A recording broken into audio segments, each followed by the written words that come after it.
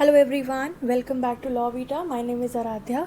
आज हम डिस्कस करने जा रहे हैं एक ऐसा हिस्टोरिक लेजिस्लेशन जो हर इंडियन सिटीज़न को अपनी गवर्नमेंट से जवाब मांगने का हक देता है, और वही है हमारा राइट टू इंफॉर्मेशन एक्ट 2005, जिसे हम शॉर्ट में आरटीआई एक्ट भी कहते हैं।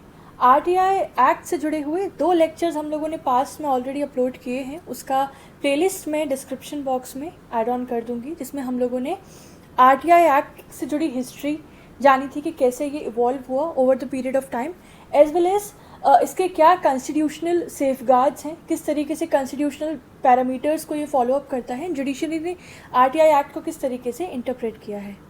तो आज हम डिस्कस करने वाले हैं आरटीआई एक्ट क्या है, इसके क्या मुख्य ऑब्जेक्टिव्स हैं, किस एम से ये लाया गया, क्या इसके मेन कैरेक्टरिस्टिक्स या फीचर्स हैं, right. And we'll take an overview of RTI act.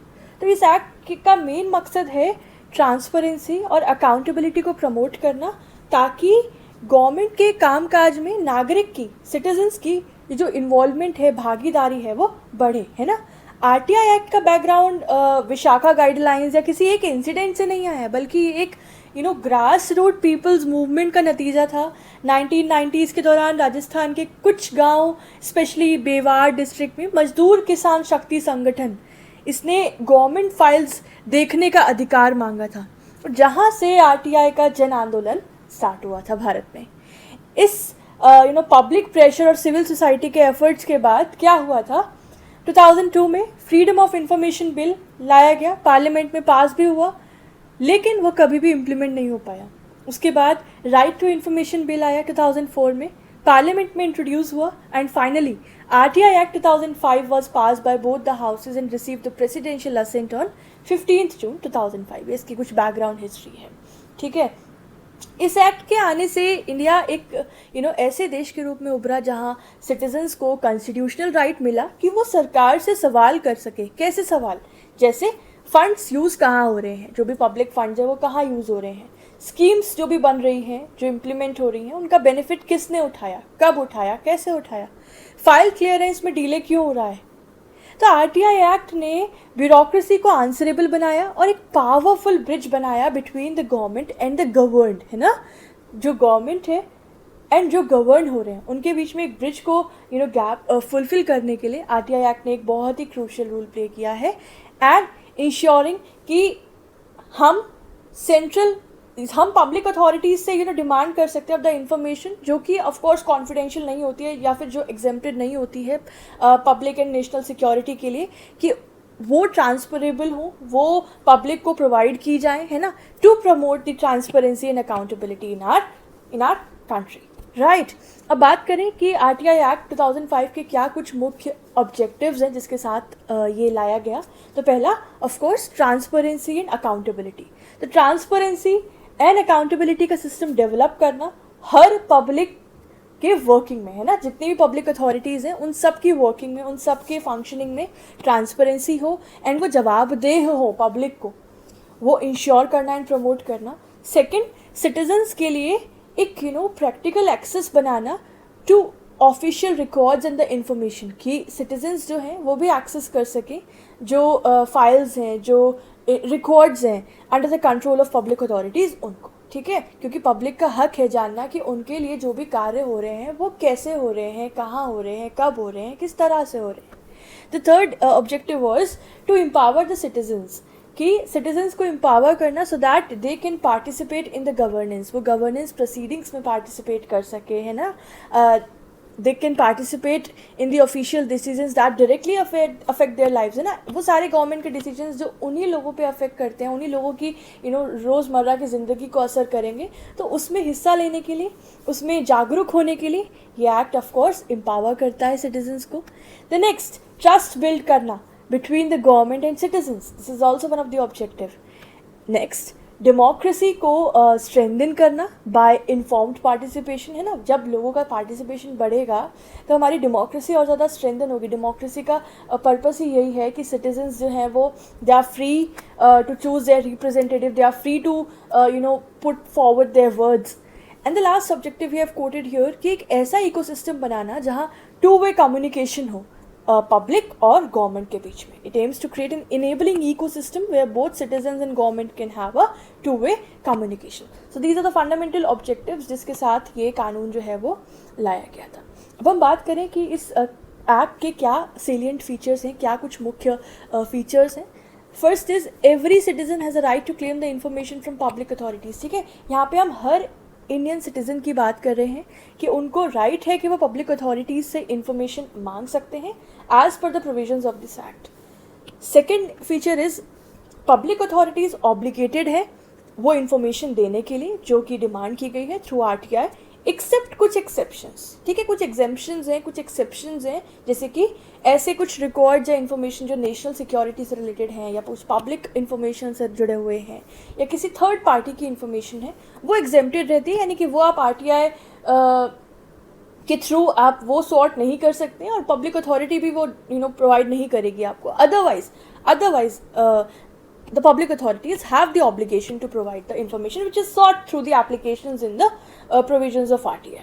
The third feature is time period है that 30 days के अंदर information देना mandatory है, and अगर matter life और liberty का हो तो 48 hours के अंदर आपको information पार्टन करनी होती है. ठीक है, public authorities have to provide the information as early as possible but not later than 30 days. ये आप टाइम पीरियड याद रखना.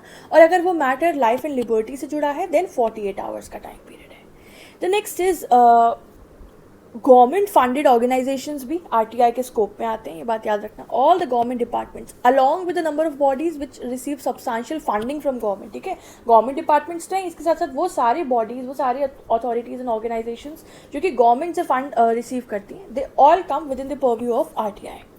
Next, you may right that RTI act जो है वो 12 अक्टूबर 2005 से लागू हुआ है पूरे भारत में. ठीक है, next again this is applicable in the whole of India, ये पूरे हमारे भारत में लागू है. नेक्स्ट, इन्फॉर्मेशन जो है वो हर फॉर्म में हो सकती है. Like it can be in the form of documents, it can be memo, it can be record, it can be email. तो इन्फॉर्मेशन किसी भी फॉर्म में होगी और इन्फॉर्मेशन के कॉन्टेक्स्ट में हर तरह की इन्फॉर्मेशन यहाँ पे कवर होती है. नेक्स्ट फीचर इज़ कि हर डिपार्टमेंट में PIOs अपॉइंट किए जाते हैं. PIOs यानी पब्लिक इंफॉर्मेशन ऑफिसर्स. तो अगर सेंट्रल अथॉरिटीज़ है तो वहाँ पे central public information officer, and अगर स्टेट अथॉरिटी है तो वहाँ पे स्टेट पब्लिक इंफॉर्मेशन ऑफिसर जो अपॉइंट किए जाते हैं to handle the RTI request. ठीक है, जो कि RTI रिक्वेस्ट को डिस्पोज ऑफ करने के लिए रिस्पॉन्सिबल होते हैं. एंड पब्लिक अथॉरिटीज़ को ही डिजिग्नेट किया जाता है to designate senior officers as on this position. Right. Next is कि कुछ सेंसिटिव इन्फॉर्मेशन जो है, जैसे हमने ऊपर भी बात की कि जनरली आप पब्लिक अथॉरिटीज़ को जो भी इन्फॉर्मेशन मांगी गई है वो देनी होती है, लेकिन कुछ सेंसिटिव इन्फॉर्मेशन होती है वो एग्जेम्प्टेड है, जैसे कि national security related to the integrity of India, है ना, parliamentary privilege, third party information etcetera. The next is कि अगर पब्लिक इंफॉर्मेशन ऑफिसर डिले करते हैं इन इम्पार्टिंग द इंफॉर्मेशन तो पेनल्टी भी इम्पोज की जा सकती है. There is a provision of penalty by the information commission, जो हायर अथॉरिटी है, द सेंट्रल और state information commission, they can impose a penalty upon the information officers in case of the concern delay. Right. तो ये था आपके 10 important features. Easy है, right, because ये act ही easy सा है. And now moving ahead talking about कि इस एक्ट का क्या ओवरव्यू है, कितने चैप्टर्स हैं और वो चैप्टर्स किन किन हेडिंग से डील करते हैं. So there are total 31 sections जो कि 6 चैप्टर्स में डिवाइडेड है. चैप्टर 1 जो है वो प्रिलिमिनरी सेक्शन है. चैप्टर 2 आपका rights and obligations of public authorities की बात करते हैं कि पब्लिक अथॉरिटीज़ की क्या ऑब्लिगेशंस हैं और राइट टू इन्फॉर्मेशन क्या है, या सेक्शन 3 में हम पढ़ते हैं. Then chapter 3 talks about the formation constitution of Central Information Commission. फिर उसके अगला चैप्टर आपका State Information Commission से जुड़ा है. Then 5th chapter is the powers and functions of these commissions in the appeals and penalties provision, and the last is miscellaneous. ठीक है, ये आपका स्कीम कह लो या ओवरव्यू कह लो. नाउ सेक्शन 1 क्या बात करते हैं, मैंने कहा प्रिलिमिनरी सेक्शन है ये, जिसमें बताया गया है कि इस एक्ट का शॉर्ट टाइटल क्या है. It is the right to information act 2005, है ना. एक्सटेंट क्या है, so it applies to the whole of India. Commencement की हम बात करें तो कुछ सेक्शंस जो थे जैसे कि सेक्शन 4, 5, 12, 13, 15, 16, 24, 27, 28 ये इन्फोर्समेंट में आ गए थे 15 जून से ही. ठीक है, एंड कुछ बाकी के जितने सारे प्रोविजंस थे दे केम इनटू फोर्स ऑन 12 अक्टूबर 2005। ये 12 अक्टूबर से बाकी के प्रोविजंस जो हैं वो लागू हुए। ठीक है, तो ये आप ध्यान रखना कि कुछ प्रोविजंस पहले ही आ गए थे 15 जून को और बाकी 12 अक्टूबर से आए थे। अब हम बात करें सेक्शन 3 में बताया गया है that what is right to information and what is the context of right to information. तो देखिए सेक्शन 3 बताता है दैट हर सिटीजन ऑफ इंडिया को राइट है to seek the information, right, all the citizen shall have the right to information. RTI का right only citizens को दिया जाता है, ये बात आप याद रखना। ठीक है, एंड कंपनीज या फॉरेन नेशनल्स भी इसके स्कोप में नहीं आते हैं। It is only talking about the citizens, right. तो सिटीजनशिप अमेंडमेंट एक्ट के according of the 1955, a person is citizen of India by birth under section 3, by descent under section 4 and by registration under section 5. तो जो भी citizen है by all these modes they will be considered as citizen as per the provisions of RTI, and they may seek the information and they may exercise this right of information, right। यानी सिर्फ एक recognise Indian citizen ही RTI file कर सकता है ना, right। However, institutions and organizations are always meant by human beings who used to be the citizens, therefore the institutions may obtain the information। Okay, so they are saying that मतलब हम बात करें कि यहाँ पे इंस्टीट्यूशंस कवर नहीं हो रहे हैं या ऑर्गेनाइजेशंस कवर नहीं हो रहे हैं या कंपनीज कवर नहीं हो रहे हैं, बट देखा जाए तो जो भी इंस्टीट्यूशंस है, जो भी ऑर्गेनाइजेशंस हैं, वो सारे के सारे वर्किंग तो एक ह्यूमन बीइंग के थ्रू ही हो रहे हैं ना। ऐसा तो नहीं कि रोबोट से पूरी कंपनी चल रही है या AI से चल रही है, अभी ऐसा तो ज़माना नहीं आया इतना भी। ह्यूमन बीइंग्स ही after all and they are the citizens of India. तो वो जो है अपने बिहाफ पर इंडिविजुअल कैपेसिटी में ऑफकोर्स ये राइट जो है वो एक्सरसाइज कर सकते हैं। ठीक है, तो यही था हमारा आज का प्रोविज़न, हम लोग को इतना ही डिस्कस करना था। अब बहुत सारी बातें हैं इसको लेके कि अब बात करें कि RTI के अंदर इन्फॉर्मेशन का क्या मतलब है। तो इन्फॉर्मेशन इट स्टेट्स कि any material in any form, be document, email, press, notes, memo, advice, circular, report, sample etcetera, है ना। इन्फॉर्मेशन पब्लिक डोमेन में हो या किसी पब्लिक अथॉरिटी के पास, यहाँ पे दोनों कवर्ड रहती है। ठीक है, अब इंस्टीट्यूशनल मैकेनिज्म की बात करें तो यहाँ पे पब्लिक इन्फॉर्मेशन ऑफिसर्स अपॉइंट होते हैं, मैंने आपको बताया, वो हर डिपार्टमेंट में अपॉइंट होते हैं जो RTI एप्लीकेशंस को रिस्पॉन्ड करते हैं। Central and state information commissions होती हैं, है ना, ये इंडिपेंडेंट स्टैट्यूटरी बॉडीज होती हैं जो RTI कंप्लेंट्स हैंडल करती हैं। और अगर जो हर डिपार्टमेंट में PIOs अपॉइंट किए हैं, अगर वो सही से काम नहीं कर रहे या डिले करे तो उन पर पेनल्टी इम्पोज करती है। फिर इस एक्ट के अंदर अपील्स का प्रोविज़न है, पेनाल्टीज़ का प्रोविज़न है, एग्जेम्पशंस हम पढ़ते हैं इसमें, है ना। एंड अगर क्वेश्चन आए कि क्या इसका सिग्निफिकेंस है तो वही ऑब्जेक्टिव लिख सकते हो कि देखो पब्लिक वर्किंग में हमारे ट्रांसपेरेंसी मेंटेन करते हैं, अकाउंटेबिलिटी इंश्योर करते हैं, पब्लिक का ट्रस्ट बढ़ाते हैं, पब्लिक पार्टिसिपेशन बढ़ाते हैं गवर्नेंस में, गुड गवर्नेंस इंश्योर करते हैं, हमारी डेमोक्रेसी को स्ट्रेंथन कर रहा है ना। कहीं ना कहीं रेड टेपिज्म और करप्शन को एक्सपोज करता है ये एक्ट, है ना, और सिटीजन्स को एम्पावर कर रहा है। Citizens being active citizen of India वो पार्टिसिपेट कर रहे हैं गवर्नमेंट की स्कीम्स में एंड एक्टिविटीज़ में। एंड बहुत सारे स्कैम्स रहे हैं जैसे कि आदर्श स्कैम, कॉमनवेल्थ स्कैम, इन सब में RTI ने बहुत ही इंपॉर्टेंट रोल प्ले किया है इन एक्सपोजिंग दीज स्कैम्स, राइट। तो दोस्तों RTI एक्ट 2005 सिर्फ एक लॉ नहीं है, मेरा मानना है ये एक सिटीजन एम्पावरमेंट टूल है जिससे आप गवर्नेंस को चैलेंज कर सकते हैं, है ना, और आप अधिकारों के लिए सवाल पूछ सकते हैं।